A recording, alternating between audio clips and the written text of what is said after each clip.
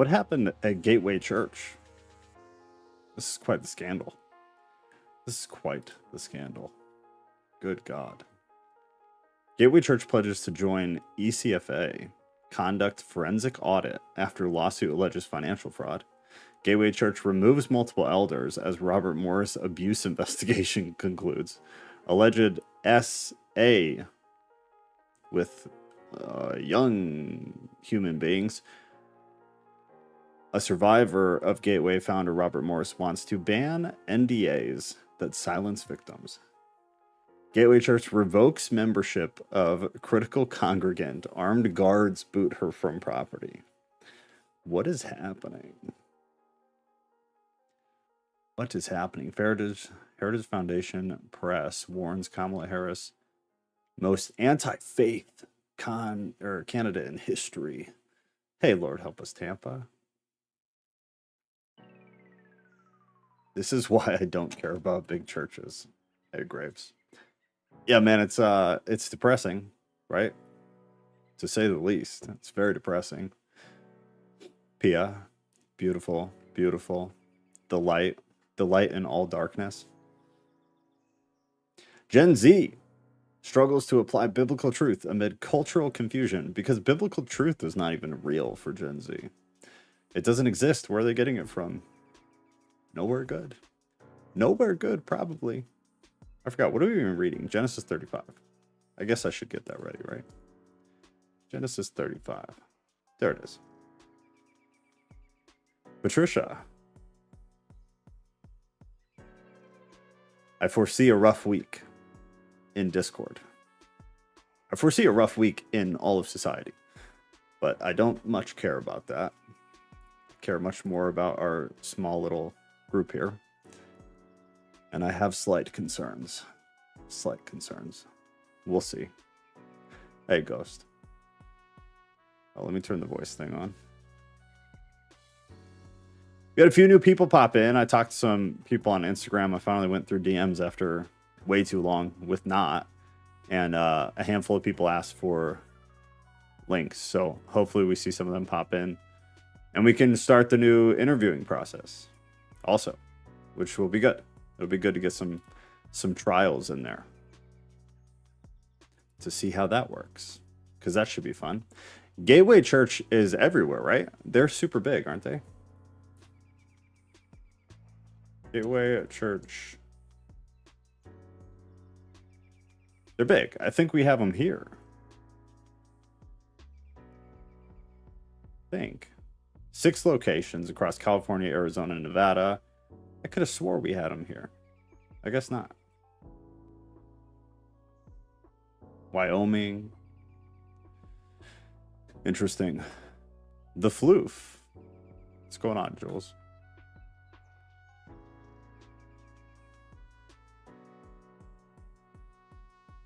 Wife arrested. Oh, did you guys hear about that? I read something about that earlier today. Wife arrested in connection with missionary husband's unaliving. That was a wild story. 5 kids. 5 kids.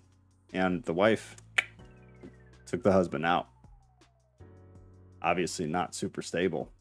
I don't keep up on church drama. It would be an all day, everyday thing. It really is, man. I got on the other day, just kind of flipped through the news, and Christian Post now it's 80% pastoral misconduct. Like almost literally. I think 4 out of 6 of the articles I looked at, without searching or anything, were all pastoral misconduct. Pastors doing things pastors should not do. And it was not great. Not a great look the church has right now. If you're watching this later, we have a Discord. There's a link to the Discord pinned to the live chat. It's also in the description of the video. Discord's great. I don't need to hype it up. I feel like just click the little link there and spend 5 minutes in there, and I'm sure that you will agree. Great place to be. Good people, smarter than me. That should be all that you need. It's all that I need. Enough church misconduct, at least for now. Apostasy fuel, yes. Oh yeah, do the YouTube stuff. Lots of storms and tornadoes here. It's been gloomy today here as well, but we haven't had anything too crazy yet. Chinese food has arrived. Hell yeah. If you have not watched the video that I put in Off Topic and you've had a rough day, I highly recommend it. Scroll up a little bit to right here. It says warning contains swearing, because it does. But I assume that's what Patricia is basing her comment off of. It's very, very funny. So if you need some lightheartedness in your life for a moment, highly recommend. Highly recommend. It's very good. Not going to play it on the stream, though, because the swearing is relatively heavy. But it's good stuff. Very good stuff. All right, we're in Genesis 35. Right? Right? Yeah. Yeah, we're in Genesis 35. Okay, so God blesses and renames Jacob. No. Did we do 35? Is this where we are? Am I just completely tripping? Yeah, 35 and 36.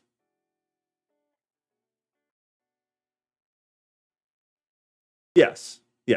I'm sure now. God blesses and renames Jacob. God said to Jacob, arise, go up to Bethel and dwell there. Make an altar there to the God who appeared to you when you fled from your brother Esau. Couple of things. When Jacob first encountered God at Bethel in 28, he put up the pillar. The Hebrew word that I'm not going to be able to say right, metzeva, something to that effect, and they anointed it, also in 28. Now he's being told to put up an altar in the same location. The other kind of interesting thing is the to the God who appeared to you when you fled from your brother Esau. The God. It's El, the Hebrew word, not Elohim. And I feel like for a while we've been trying to, like, somewhat, mostly Ghost and Mikkel a little bit, I think, but trying to keep track of which original is used. Here, El is said to be used deliberately to recall the incident at Bethel, in chapter 28. A similar use of El occurs in 31 previously to remind Jacob of God's covenant promise. So just interesting note, as it differs from the majority, which the majority is Elohim that is used. Verse 2. So Jacob said to his household and to all who were with him, put away the foreign gods that are among you and purify yourselves and change your garments. There is a lot here, so hang for a second. You can only at people on YouTube from a computer. I'm 90% sure that if you're on a PC or a browser version of YouTube and you at someone, there will be a hyperlink. I don't believe it's possible to do it on mobile. Look at me being tech savvy, knowing stuff about technology. Purify, where was I? Put away the foreign gods that are among you and purify yourselves and change your garments. Foreign gods. This is from Logos. The Hebrew phrase that's used, Nehar, I think it would be silent, refers to the idols buried by Jacob in verse 4, which is in a second. At his encounter with God at Bethel in 28, Jacob vowed that if God were to rescue him from exile, then Yahweh shall be his God. There was a deal, basically. However, it seems that those of Jacob's household, and perhaps even him, had been worshiping other gods since then.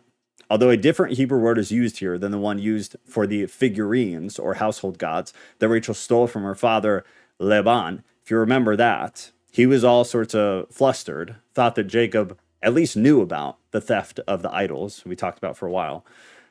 It turns out, at least from what we can gather, Jacob was unaware of it, that Rachel stole them from old daddy dearest when they fled. Jacob could be referring to those same figurines here. It seems, though, contextually, that more than the figurines stolen by Jacob were involved. Heavier scope, larger scope. Then it said, purify yourselves and change your garments. The meaning of the specific, just what is going on, specifically what is going on, is unclear. But the acts likely to have the acts likely have to do with the meeting God on holy ground out of Exodus, which I thought was interesting. So I want to read that. It's Exodus 3:5. He said, Then he said, do not come near. Take your sandals off of your feet, for the place on which you are standing is holy ground. It's one of these verses that is like kind of used a lot to portray or convey different things, completely out of context, but people make it work in their new immediate context. It's seemingly linked.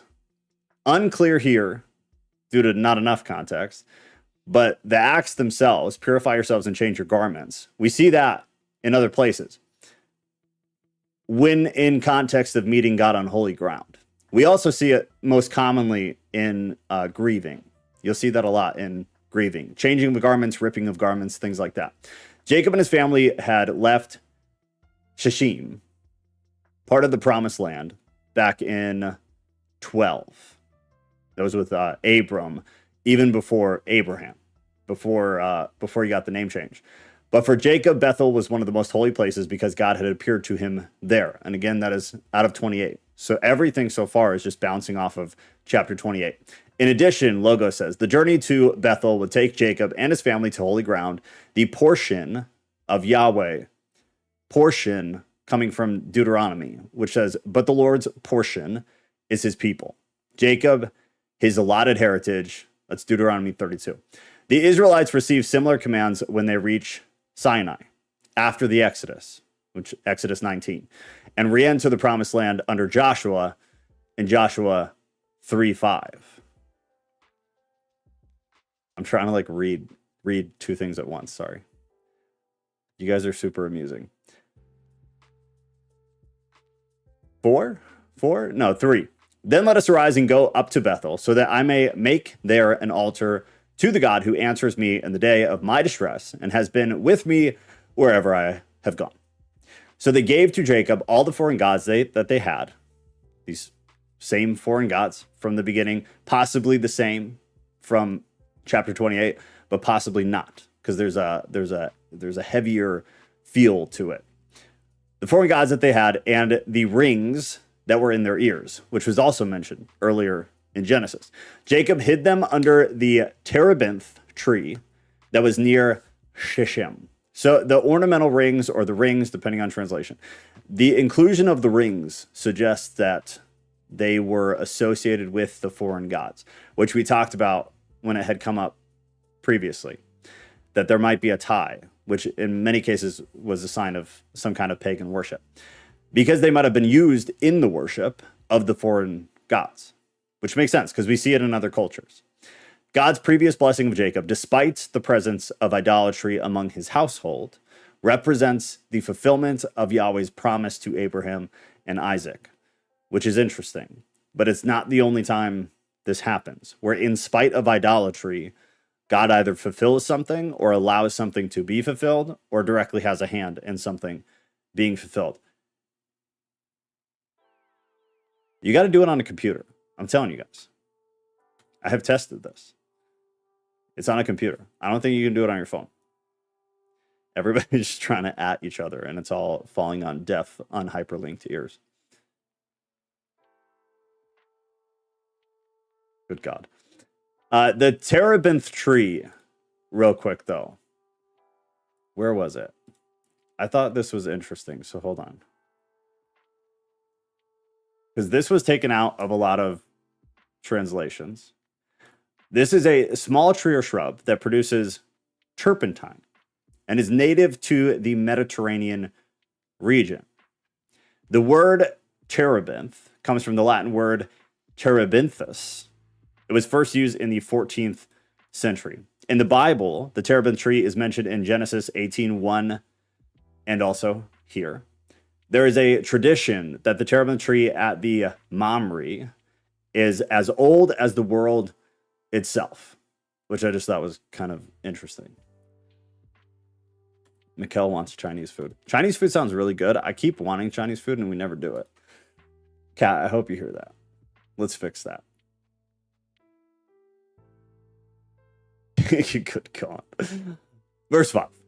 And they journeyed. And as they journeyed. And as they journeyed. A terror from God fell upon the cities that were around them, so that they did not pursue the sons of Jacob. This is also interesting.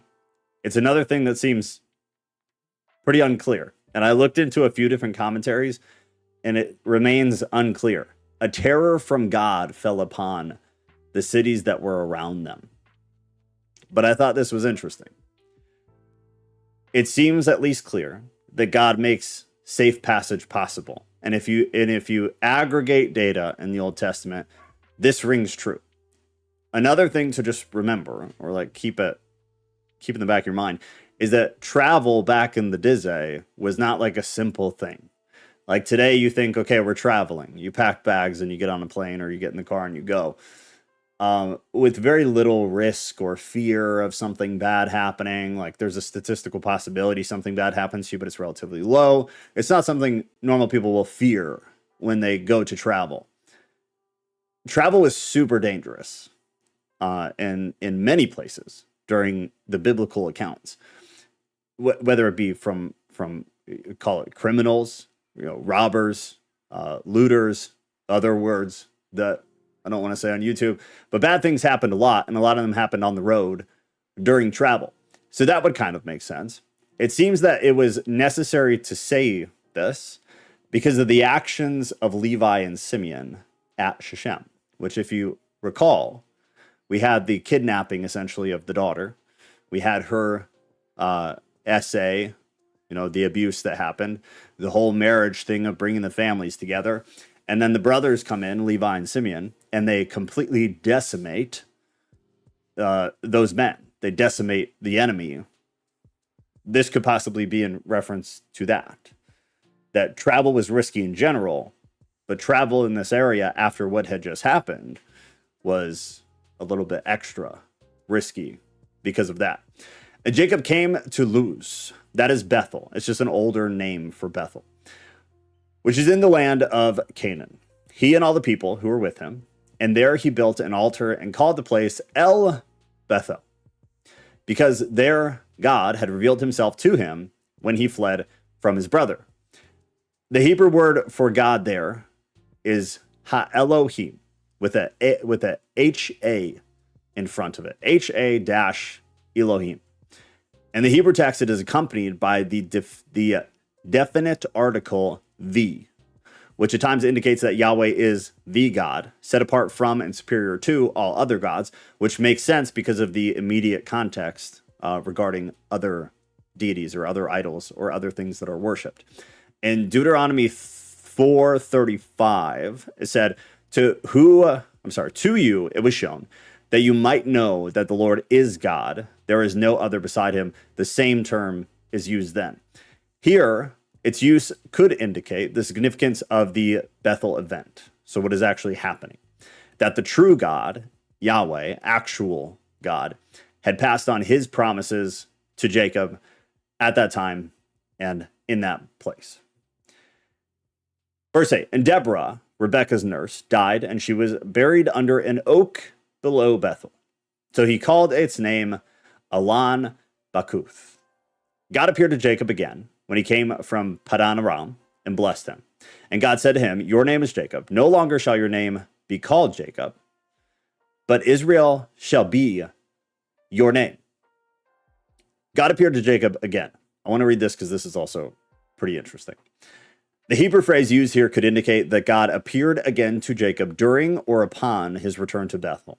This would indicate that the narrative of verse 9 through 13, which we're in the middle of, records a new divine encounter with God that brings together various moments in Jacob's life, which I thought was an interesting way to interpret this.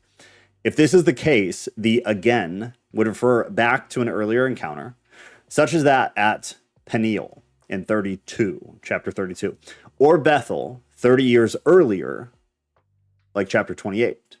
Alternatively, the Hebrew phrase may not refer to Jacob having a new encounter with God, but instead indicate that verses 9 through 13 is a recounting of earlier events with additional details. So you have kind of two possible interpretations of what this is actually talking about, what is actually happening, the appearance of God to Jacob. Is it a recounting of old things, or is it not? In verse 7, Jacob's first encounter with God at Bethel, which again refers back to chapter 28, was referenced, suggesting that verses 9 through 13 here could refer to Jacob's second divine encounter at Peniel. Just something to think about. It's interesting. Ghost said, sometimes I wonder if Elohim is the same for Malak. What? I don't even know what that is. Hold on.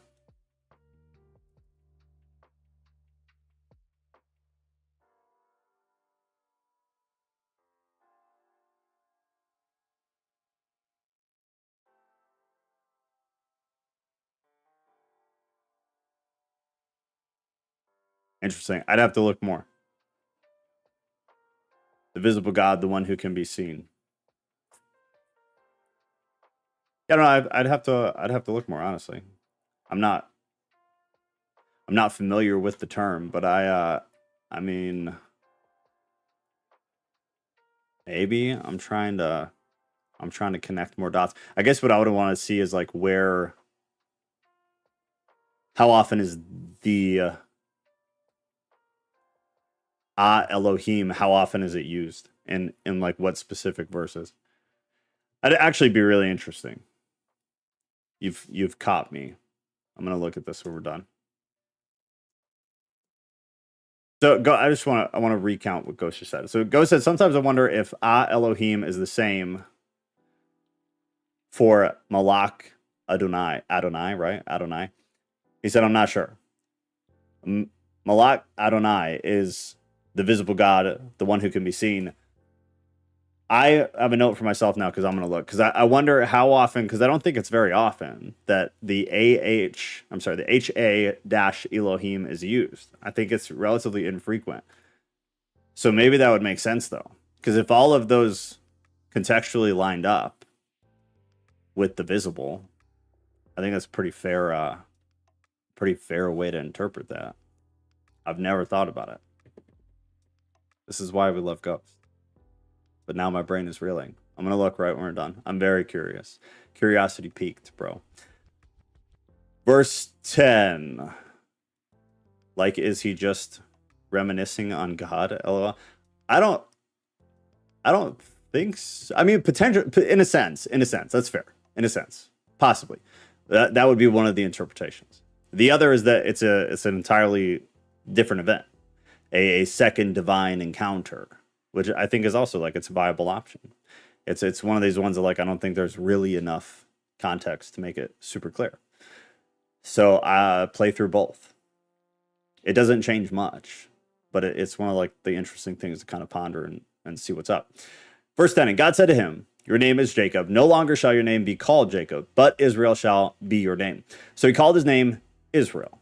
And God said to him, I am God Almighty. Be fruitful and multiply, quoting earlier in Genesis. A nation and a company of nations shall come from you, and kings shall come from your own body. It should sound very, it should sound like we're going through the same thing we've gone through numerous times, because we have, with all of the key players in Genesis. This is just the promise, in quotes, being repeated again right now. The land that I gave to Abraham and Isaac, I will give to you.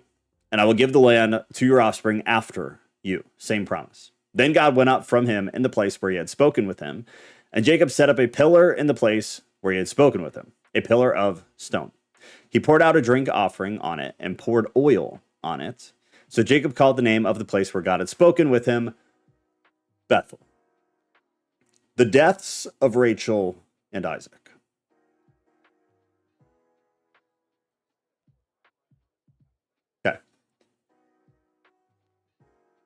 So I'm looking at, I want to see if I want to go over this right now or if I want to wait.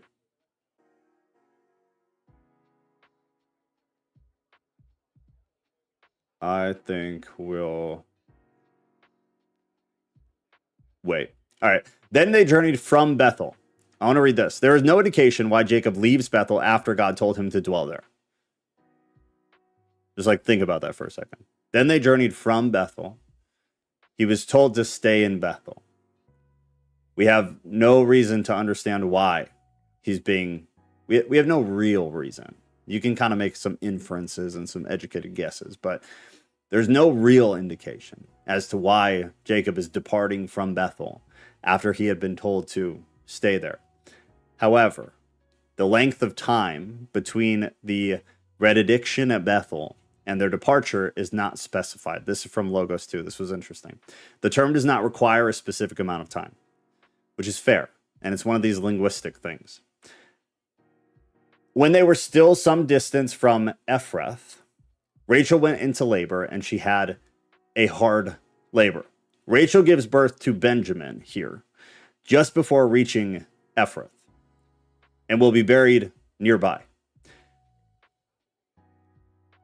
We'll come back to this. Okay. Rachel went into labor and had a hard labor. And when her labor was at its hardest, the midwife said to her, "Do not fear, for you have another son." Ghost said, "In my opinion, Elohim is the most misunderstood word in the Bible, which doesn't bode well because it's used so much." What do you mean misunderstood? Like in a literal sense? Patricia, how many times approximately is it used? Do you know, Ghost? About 4,000 times. It's the most common, is it not? I'm fairly confident it's the most common term. Holy crap. Yeah, I believe it's the majority in reference to God in the Old Testament. But I wonder if Ghost means it just literally, like if the word literally is misunderstood, or if its use I wonder is if he means misunderstood. in terms of Michael Heiser's interpretation. If he's talking about it in that way. Maybe, yeah. There he is. So what I mean is that it's it can be God, it can be spirit, it can be gods, it can be strongmen, it can be powers, it can be all these different things, and they all use Elohim for that concept. And so you mean like the way without the specifying. right? So like the modern person interprets it as just kind of like their fundamental vision of God. Period. Yeah, Okay. Yeah, I think that's probably pretty with fair. no context.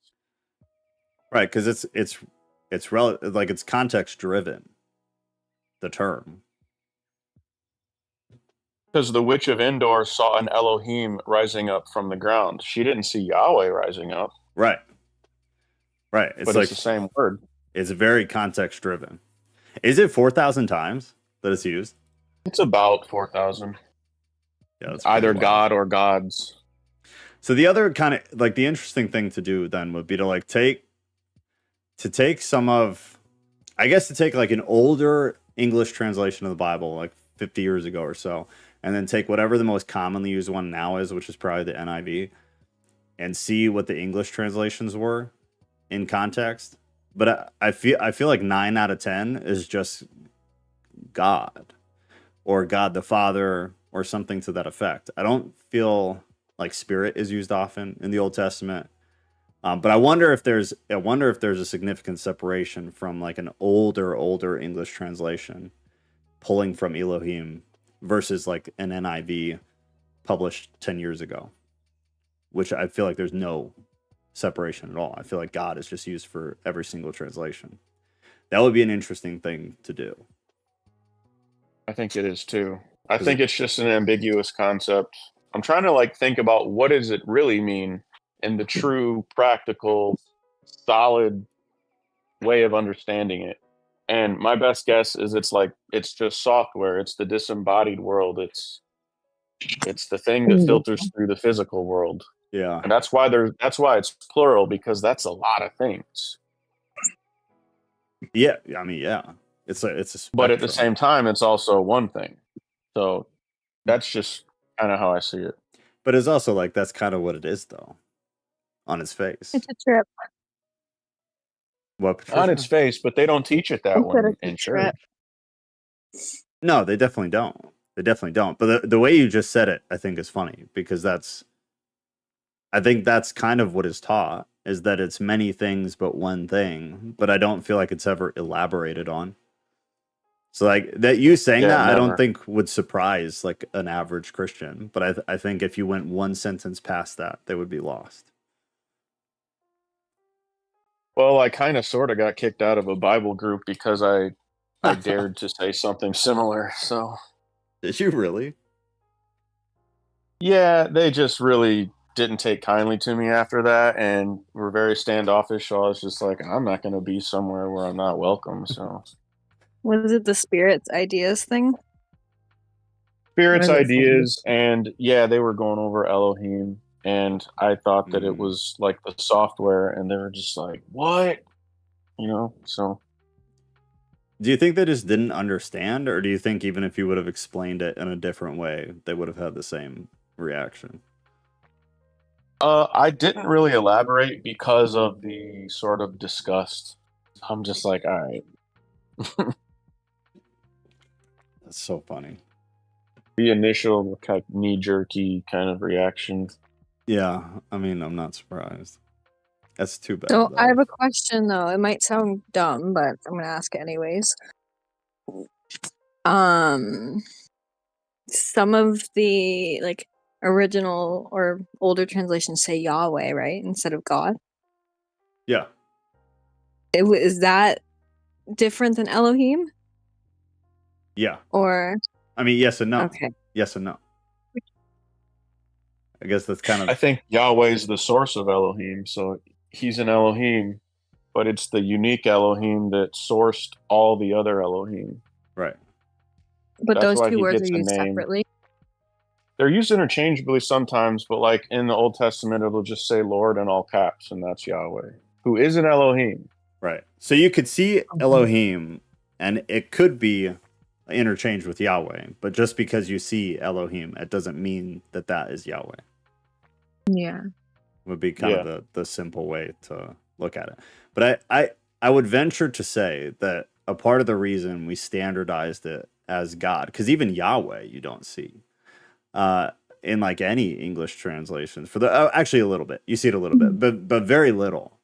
I think we probably standardized it because of what Ghost is saying. Is like the one of my constant gripes with the Bible is that we've like simplified it and we've oversimplified it to the point that like we've lost a lot of the not even just like nuance, but we lost a lot of the true variability that it had.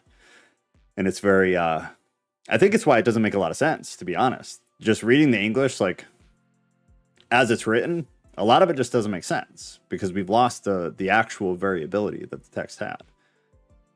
Because God, you can't just put God wherever there were a number of different terms that were used. There were a number of different terms because they had different intentions and different meanings to get across to the reader.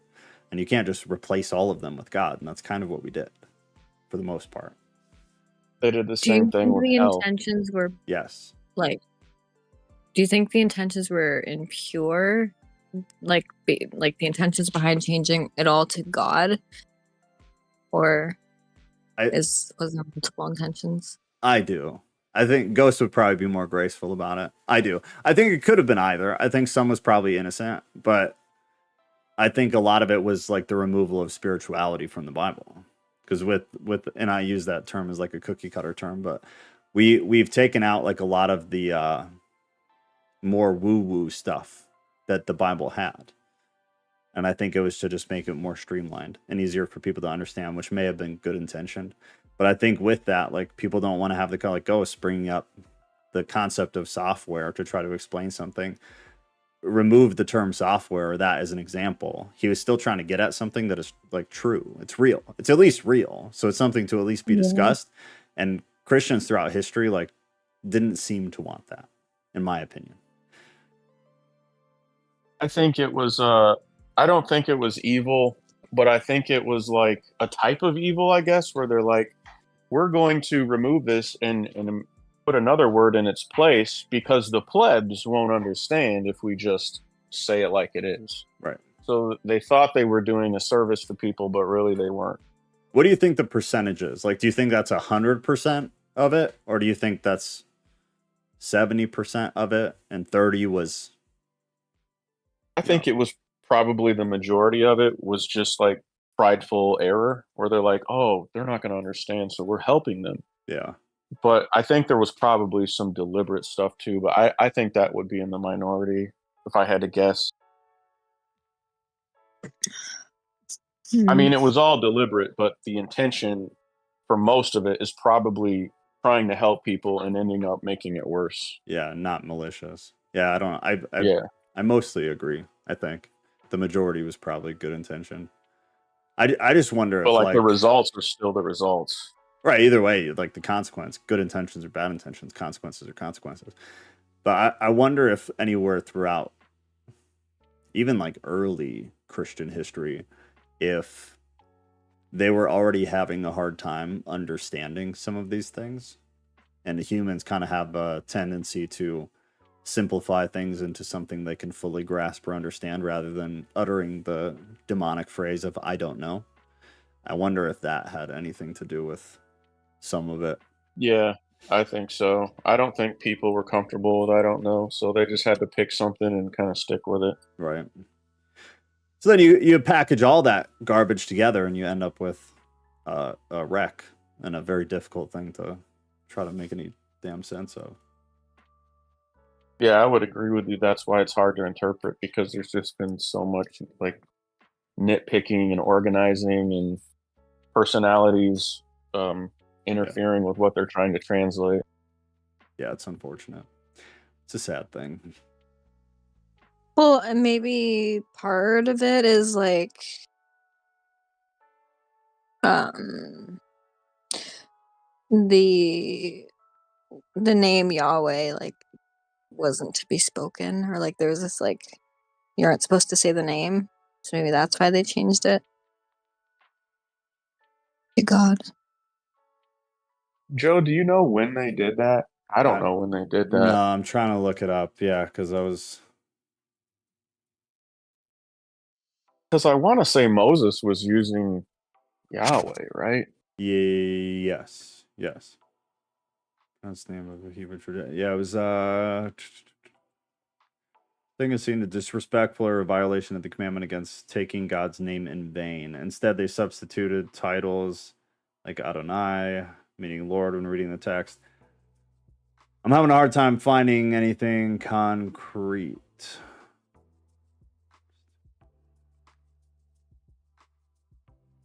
Yeah, I think I looked into it a long time ago. Yeah. But I can't remember. Exodus, around the time. I mean, I guess that would make sense. If it does coincide with the law, then Exodus, Deuteronomy.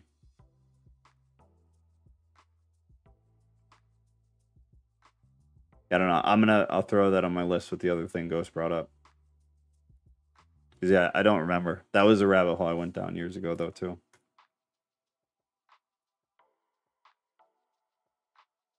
Sorry for derailing. Yeah, no, I mean it's interesting. Language, word, degradation. Also, like any job, you make it easier and effective, not nefariously, just for streamlining, summarizing instruction. I'm sure early leaders felt this was important. Also, I like the way you say plebs Ghost. Yeah. I think they looked at us like plebs. I don't know. Maybe they didn't. I mean, yeah. Just what mood I'm in. There's evidence to back that, though. The Catholics had their way of doing it, but the Protestants did a kind of similar thing. Not quite as bad. I think streamlining and shortcuts always lead, well, not always, but a lot of times it leads to degradation. So they might think that they're doing a service to us, but, I don't think so. Well, in like a business sense, if you're like streamlining data, it's different than if you're like streamlining something spiritual. Streamlining history or, I guess use the term spiritual, anything, I think is a very bad idea almost 100% of the time. Yeah.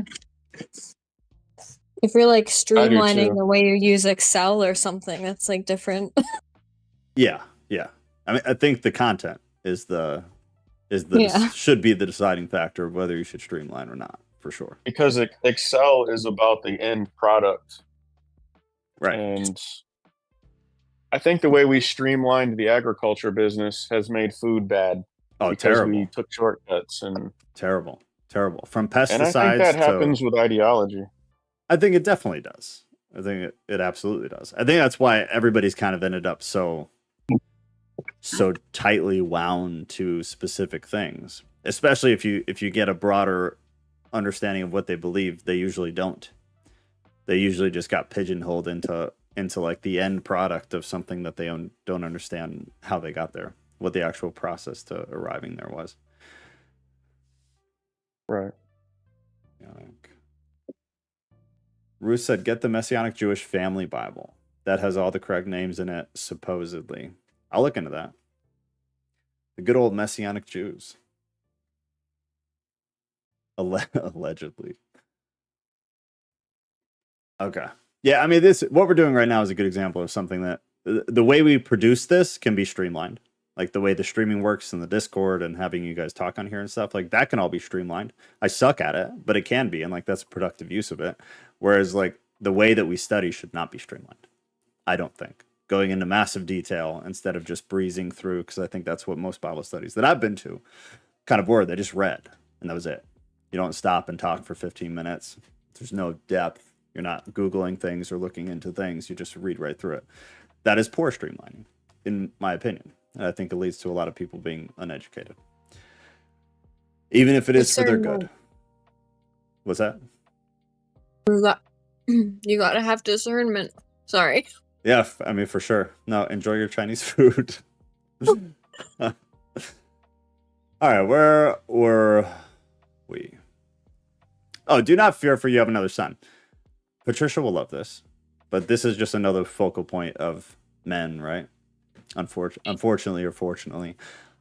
Children were all the product of the divine, right? Which is why there's even been a good bit of it in Genesis already, when the whole concept of a woman who can't have kids was seen as something, it was a curse. It was a curse that she had. Women who could have kids, it was always seen as a product of the divine, a product of God. Favor, blessing, whatever. But especially sons, which is why almost all verses in the Old Testament, when in context of a boy, there's always kind of a light tone to it, or a productive tone to it, or a blessed tone to it. But do not fear, for you have a son. As if having a daughter would be something to fear, in a sense. And because of the family aspect. Family was a big thing. It's odd to think of today, but like family is a big thing. Passing on the name, big thing. Men also like were required for protection back then, unlike now because we have governments and police and stuff. You could argue, I don't agree with that, but I'm saying like that's kind of the modern look at it, is that we don't need men for protection anymore in the family because we have them at a governmental system, blah, blah, blah, blah, blah.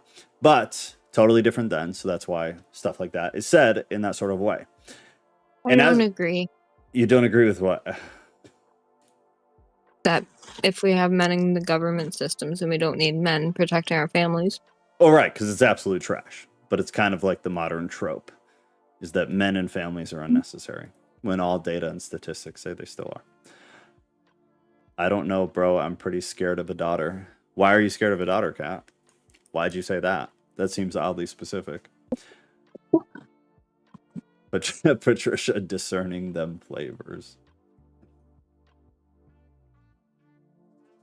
Okay. Is it plebes or now I'm like questioning the way you pronounce that. Plebes just reminds me of dweebs. Yeah.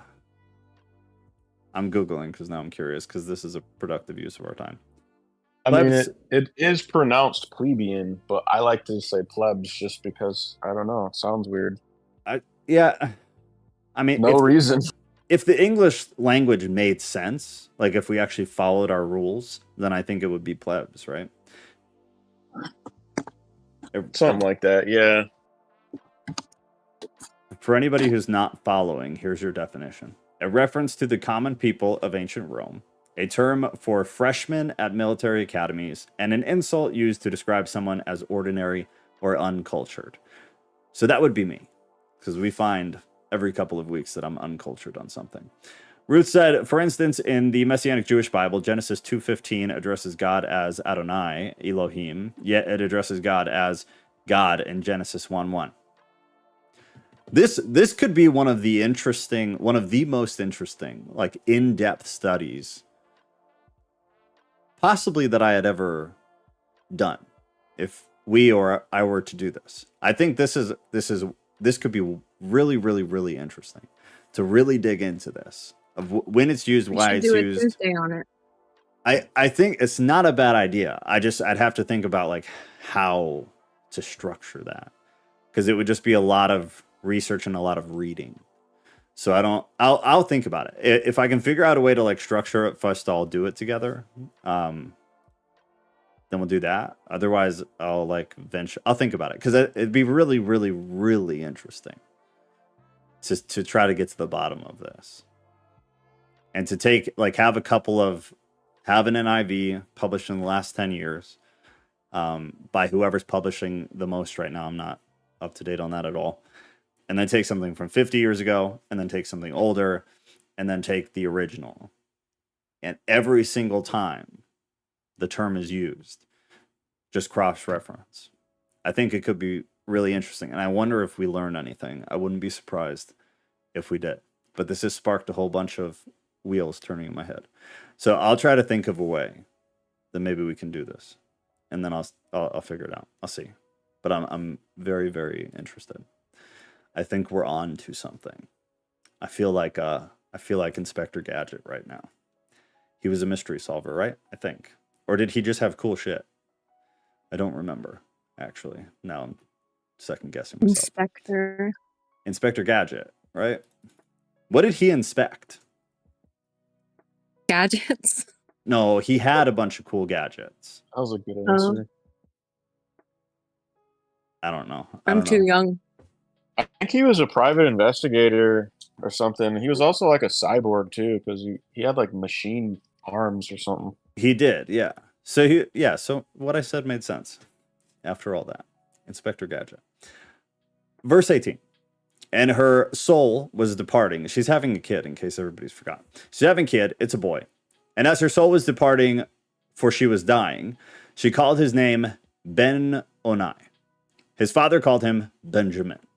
So Rachel died, and she was buried on the way to Ephrath, that is Bethlehem. The Hebrew name can mean either son of my sorrow, son of my oath, or son of my wickedness. And his father calling him Benjamin means son of the right hand, since the Hebrew word yamin or yamin is also used to denote the southern direction, so facing east. The name can also mean son of the south. It's quite versatile. He solved mysteries. Okay, so I was right. What I said makes sense. It doesn't always, so I'm glad. So Rachel died, and she was buried on the way to Ephrath, that is Bethlehem, and Jacob set up a pillar over her tomb. It is the pillar of Rachel's tomb, which is there to this day. Israel journeyed on and pitched, is just the name change, in case anybody's confused. Israel, Jacob. Israel journeyed on and pitched his tent beyond the tower of Eder. While Israel lived in that land, Reuben went and lay with Bilhah, his father's concubine. Real quick. This was Rachel's maidservant, which also parallels what we had before with Abraham earlier in Genesis. When the matriarch of the family, who is Rachel, now dead, Reuben's violation of Bilhah ensures she will never replace Rachel as chief wife. Had she desired this status, her chief rival would have been Leah, who is Reuben's mother. So Bilhah is the concubine. Bilhah is the concubine. And Israel heard of it. Jacob heard of it. Now the sons of Jacob were 12. The sons of Leah, Reuben, Jacob's firstborn, Simeon, Levi, Judah. Is this when we get into the genealogy? Okay, some of this we're going to skip. So the sons of Jacob were 12. These sons with their descendants, Ephraim and Manasseh, become the tribes of Israel. The familial divisions of Israelite society, which were founded by the 12 sons of Jacob. And then a lot of this next part, so the ending here and then moving into 26, there's a lot of genealogy stuff. Hey, Joe, could you put the text back up? Oh, geez, thank you. That was a long time. Sorry. A lot of the rest of this and a lot of 36 is genealogy stuff that we're going to skip. So we're just going to highlight certain things that are either interesting or important, and the rest of it will be added to the end of Genesis if you guys want to go through the boring stuff when we're done. So some of the generation, Esau took his wives from the Canaanites. The name of Esau's wives in this specific account, they differ from those from chapter 26 and from chapter 28. Regardless of the variance, all the traditions agree that Esau married foreign wives because of 26, because of 27, and then a part of 28. So different accounts, but pretty consistent that Esau married foreign wives. Zibeon the Hivite. The Hebrew term used here in the Pentateuch refers to the wide range of people living in the region, which is just kind of interesting because Esau's wife, who I'm not even going to try to pronounce the name, but I'll put it there for you, is identified as a Hivite here in verse, same verse, in verse 2.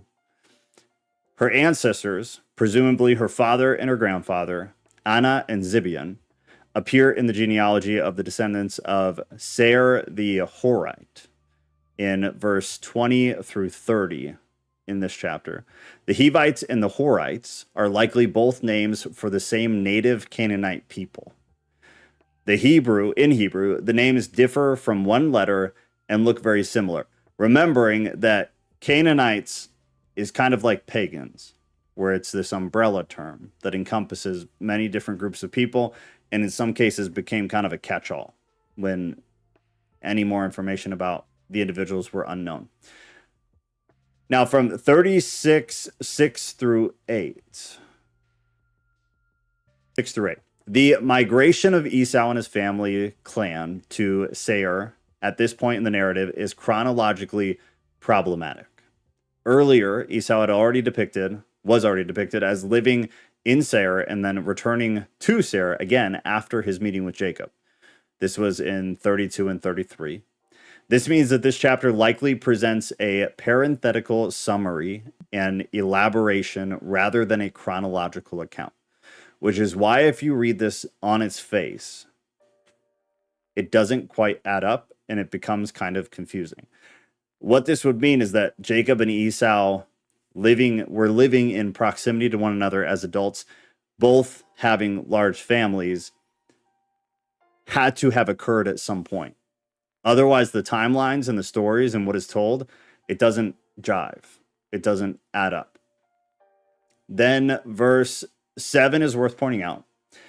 For their possessions were too great for them to dwell together. That should also sound kind of reminiscent because we've been there before as well.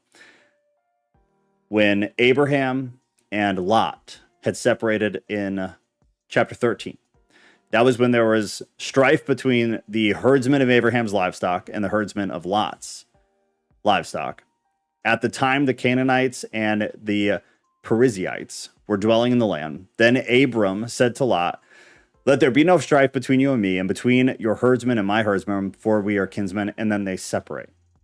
It also presupposes a time subsequent to Jacob's return to Bethel and reconciliation with Esau. There's a lot of these repetitive things, and it kind of makes you wonder sometimes. So Esau settled in the hill country of Seir. Esau is Edom. This was a name for either part of Edom or Edom in its entirety in both geographical and political terms. This is something worth looking into if you have extra time and you're weird, because there's a lot here. So I'm going to copy and paste something and put it into the Discord chat because it's too long for YouTube. So in the voice channel, or actually, let me just put it in the Bible section.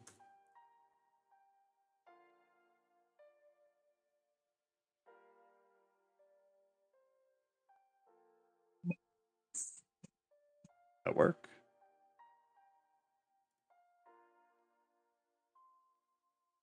All right, it's in the Bible section on Discord, like the regular Bible channel. I just dropped a chunk of text.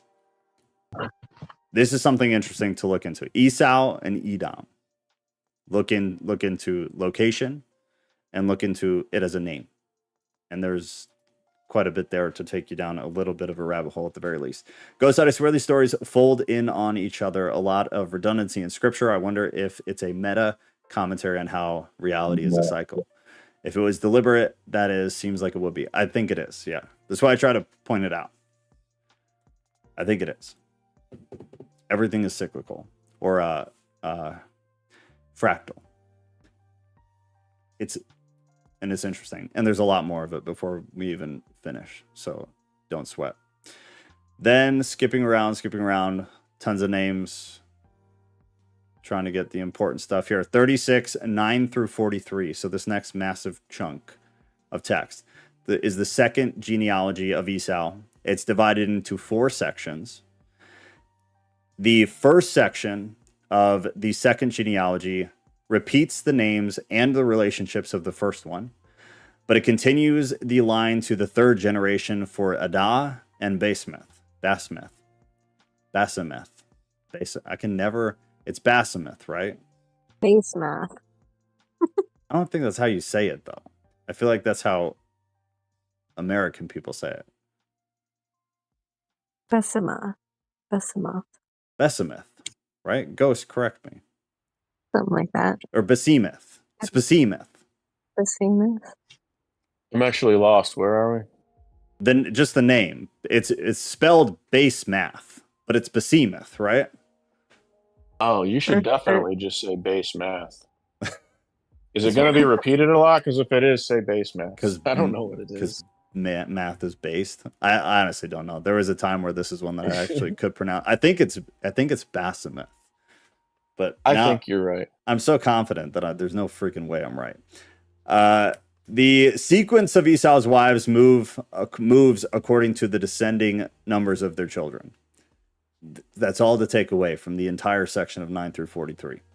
Then you have Amalek. Amalek is in Esau's family line by a concubine, which was Timnah. The Old Testament casts the Amalekites as one of Israel's most bitter enemies. The Amalekites are elsewhere not described as part of Edom. We know this from Exodus 17 and from Numbers 24. Likely because they are descendants of a concubine, so they wouldn't have been listed that way.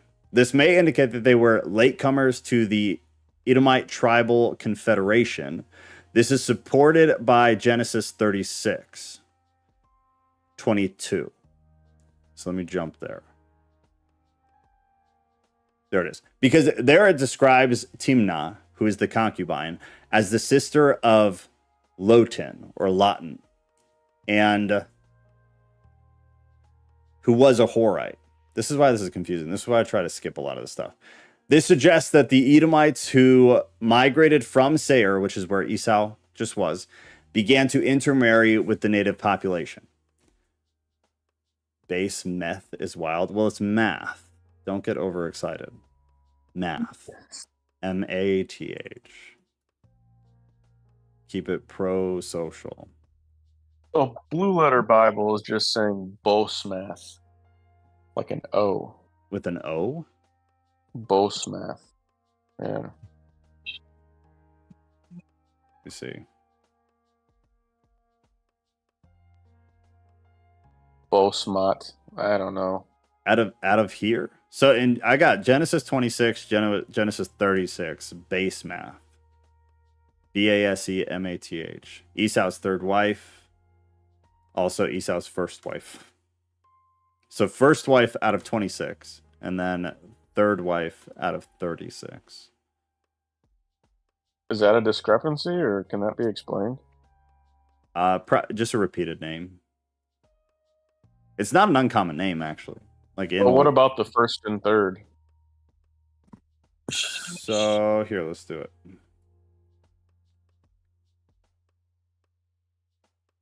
See actually where we are. All right, yeah, we'll do this instead because the rest is not super exciting and I gotta run in a minute. But let's get to this real quick. Genesis 26, 34, and 35.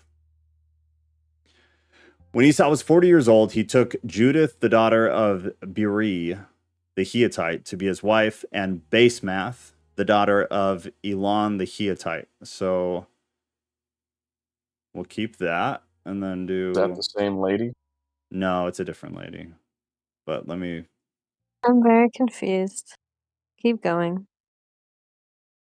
Same. It's just the same name used twice. But hold on. Then Genesis 36, 2 and 3. Oh, wait, hold on.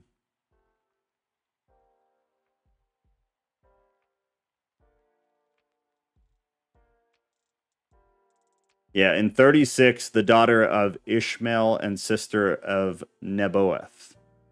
So different.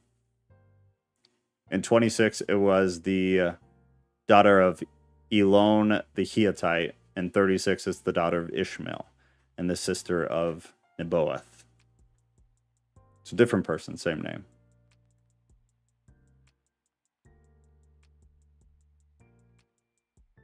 Yeah, different. Someone person, needs to same do an name. updated English names Bible and just like pick a name, man, any name. That would be the one thing that would not cause issue, and they refuse to do it. I don't disagree. Of all the things we've changed and demolished, just change the names to John and Karen and Patricia, Joseph. It's impossible. Striker. Riker? Striker. Yeah. Riker Striker. or Striker? Oh, Striker. We have a snake named Striker. Well, that's why I brought it up. Oh, okay. He's referring to the cat in the chat. Here, But that would be a cool name for the Bible. Okay, hold on. We're going to get to the bottom of the pronunciation. Hold on. Let me make this loud. Sorry if this is too loud. We are looking at how to pronounce these names and more Oh, confusing here. biblical names too many people mispronounce. Stay tuned to the channel. Loads to learn here, so it's not base math. It may look like it, but No, I no. don't hear you at all. Basama. Hold on. Are you on YouTube or just Discord? No, I can hear you now. Basama. I can hear you. I Is just how don't it's hear what usually you're said. if you're playing anything. Basamath. Basamath. So says this man with a beautifully lovely, soothing voice on the YouTube. Basmath.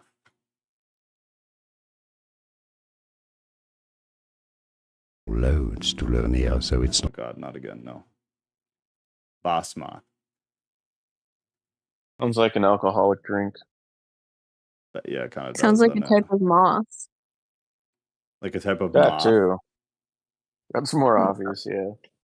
Basmath. The boss of all the other moths. That's too easy. English is never that easy. Let me see. Yeah, the rest of this Mothra is from Godzilla. from Godzilla. Yeah, it's the boss moth. It's like the Lord of Moths or something, right? Was Mothra? there a moth in God? I've never Yeah, seen Godzilla. Godzilla fought a giant moth. Really? Yeah. What a what a ridiculous foe. Oh wow. So, boss moth is the woman that was married, and then what? Oh, we're not going back to that. Yeah, but this is derailed. well, Okay. that I mean that was it. So this is just all of 36 is literally just this. And the part that makes it confusing is that some of it does conflict, but it's not the names. It's some of the geography, which is why I went through at least pointing that out. The rest of it is literally just names. So unless these are things you're actually going to try to remember for some reason, it's all irrelevant.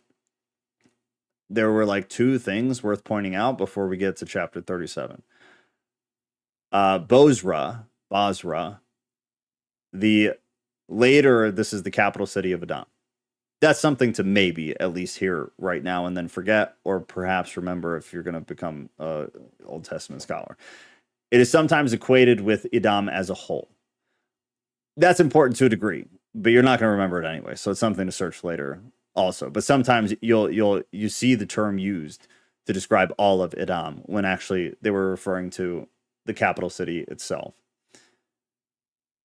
The one other thing is 31. These are the kings who reigned in the land of Edom before any king reigned over the Israelites. Since Saul, the first king of the Israelites, came centuries after the era of the patriarchs. This here, 31, the beginning of 31, all of 31 actually. That here was likely added by an editor, worth pointing out, to indicate that the prophecy given to Rebekah about Esau's fate had been fulfilled. The prophecy was out of chapter 25, and it said this: "And the Lord said to her, 2 nations are in your womb. The 2 peoples from within you shall be divided." We talked about this for a while when we read this. The 2 peoples from within you shall be divided. The 2 nations in your womb, the 2 children. The one shall be stronger than the other. The older shall serve the younger. This is what kind of, this was right before all of the drama that comes out of Esau and Jacob.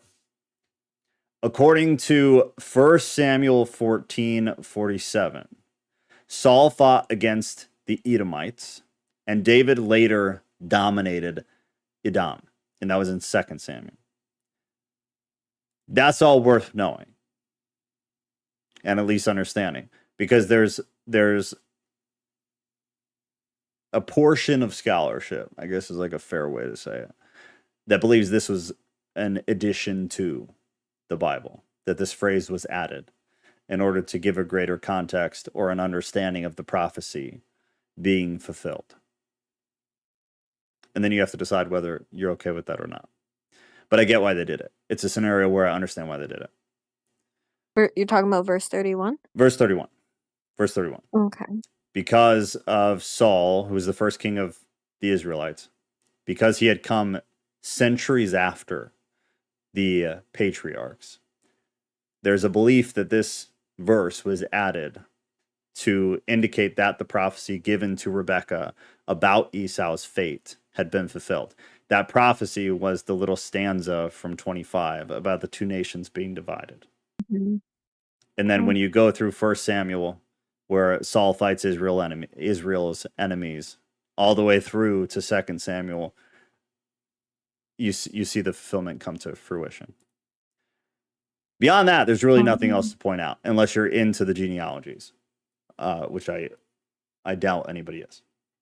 There was not a whole lot more. I dug through a bunch of it this morning, super early, because if there is, it's something that I'll add to a list that we come back to when we're done with Genesis. There's not a lot here besides those few things. How often do you think editing like that takes place in Scripture? A shit ton. Is my honest I kind of answer. suspect it Every does. chapter. Yeah, I think it's rampant. Totally rampant. Which makes you wonder, like, how valid is a lot of it? I mean, I think it's valid when you take it in the big picture, but like each individual verse, sometimes it's just like, how did this come about? Yeah, here I have kind of a super hot take about this. Is the older I get, and the more, to be completely honest, the more that we've been doing this, this nagging thought in my head just becomes more and more concrete, that there's a small part of me that is starting to believe that it's not in spite of, well, I guess that's not a great way to describe it. I guess just that I'm starting to think that it's intentional, but not on part of the people. I think the people intentionally edited it and all that shit, but I think it's for a reason, I guess, is what I'm trying to say. I think that it's become obscure because of the remnant, if that makes sense to anybody. I think it's The intentional. interpretations? I think on the part of God. I think maybe it was a part of the plan for this to become so obscure that only a very small portion. I actually believe that. Do you get what I'm saying? I'm having a hard time expressing it right now, but I think it was like, and I don't know, because then it takes me down a different rabbit hole. But I think it was not intended to be understood by a majority. I think it was intended to be truly understood by a minority. And I think that's why it's so difficult. I think aside from the fact that humans completely decimated it and edited it and redacted things and blah, blah, blah. But I think that was all kind of in spite of what was already the plan. It's a developing thought. I guess I'll say that. Yeah, I think that a lot actually, but it's hard to try to like nail it down and make it specific. But it's something like that. I agree. Yeah, and I think it's complicated because of all the stuff that probably was just happenstance and what was just human corruption. So like what portion was this and what portion was that? Yeah, I don't know. I don't know. It's something that it's a relatively new belief, but it's hitting me pretty hard and pretty fast. And we may talk about some of it on Tuesday because it looks like we're still doing it. There weren't enough of you that wanted so badly to watch the news, which makes me very happy. Makes me very proud. And anybody who's on the fence, you're not going to know anything Tuesday night. I hope everybody is aware of that. I'm not going to get political, but there's no way Tuesday night between 7 p.m. Central Time and 8 p.m. Central Time, you're going to learn who the president is going to be. There is a 0% chance. So if you're available outside of what's that? Around what time? When do the results usually come? I would be shocked if we have them by midnight. I'd be blown away, personally. I'd be shocked if we had them the following week or two. Right. Honestly, Right. I don't think there's a shot in hell that we have them before the night rolls over, personally. And states have said they're not going to have them counted for weeks. Several states have said it's going to take days or weeks. So, I mean, electoral college, possibly, but like popular vote, definitely not. But even I think getting electoral college, I don't know. I think it's very unlikely. And I think between 7 and 8 Central Time, I think it's extremely, extremely unlikely. So maybe pop in and just see, and then have CNN, if that's your jam, in the background. Hopefully it's not. But if that's your jam, have it on in the background and follow it visually. Because this is a good topic. I think it's a bad one to miss. Tuesday will be whether we have God interacting with the world or not. So I did the same thing that I did last time. And I have a very brief little slideshow put together with some questions, some Old Testament stuff, and some New Testament stuff. And then it'll just be total open discussion. So if you want to be prepared at all for it, because this is in my opinion, it's a pretty freaking important topic. Like, is God present right now or not? Does God interact with the world and with people today or not? It's pretty important. I would have kind of like some thoughts put together, maybe some notes on a notepad, and then we'll have a conversation about it. Ghost and I have had this conversation before. That's what I'm doing now. I'm actually gonna do devil's advocate and play both sides, like, because I think it could be both. I do too, honestly. I have like I do too. I just have a really hard time justifying one side. But you, and we've had this historically, you've breached the wall in my mind a bit. So it's a really tough topic. It's very hard. I get both sides. I think it could be either. Last podcast on you guys talking about this. When was the last one? No, I feel like I've heard you guys talk about it before in a previous podcast. Like live or a recorded thing?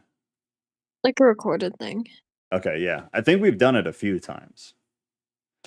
Maybe yeah, it's come up. Right? Yeah. I know we did one that was like specifically on this, but I think we worded it differently. But I think it's come up a number of other times too. It's a good topic though. Very good topic. So we'll do that. It's actually Tuesday. The reason why I left my church. Oh, really? Yeah. Oh, then you better come with some stuff prepared because I want to hear about that. At least a little bit. I want to hear about that. Yeah. That's great. I'm a little bit more excited now. Cool. Okay. Yeah, so that'll be Tuesday, 7 p.m. Central Time. And then Thursday, we're starting the Book of Giants. So I went ahead and did the one that you guys voted the most for. So if for whatever reason you want to follow along yourself or make notes yourself or whatever, it is going to be option B. The Book of Giants, the Watchers, the Nephilim, and the Book of Enoch. And we're just going to read it. So it'll just be like a book club in the moment. So we'll read through it. At any point you guys want to talk about anything, just rudely interrupt in the voice chat. And then we can stop. We can research something, whatever. But it'll be very just low-key story time. I can't wait. I think it's great. I bought it already. I've been kind of flipping through it. I think it was a good choice that you guys made. I think it was the right option. It looks good. I think it'll be fun. But for that, seriously, just like rudely interrupt anytime you guys want to stop during that. It's like very low key, very chill, just story time. But I'm stoked for that. He suffers from blindness. Who suffers from blindness? Oh, Cat Snake suffers from blindness. Got it. I was not up to speed. All right. Well, I think we're good for the night. Tuesday, 7 p.m. Central Time. Thursday, normal. Blah blah blah. Blah blah blah. Weird. All right. Sorry, I keep getting distracted. My mind is all the hell over the place right now. I love you guys. Have a great night. I'll see you Tuesday. Take care of yourselves. At 7 p.m. Yeah, Don't everybody. stress too much. Don't stress. Don't stress. It's gonna be what it's gonna be. And be nice in Discord this week, at least. Be nice. Be calm. Step away. Go take a walk. Go eat a cookie. But be Touch nice. grass, as the kids say. Touch the fucking grass, man. It's gonna be a rough couple of days. Walk barefoot. Walk barefoot in the grass. Yeah. All right, y'all. I love you. Just I'm out. in some mud. Okay, good night. Oh yeah.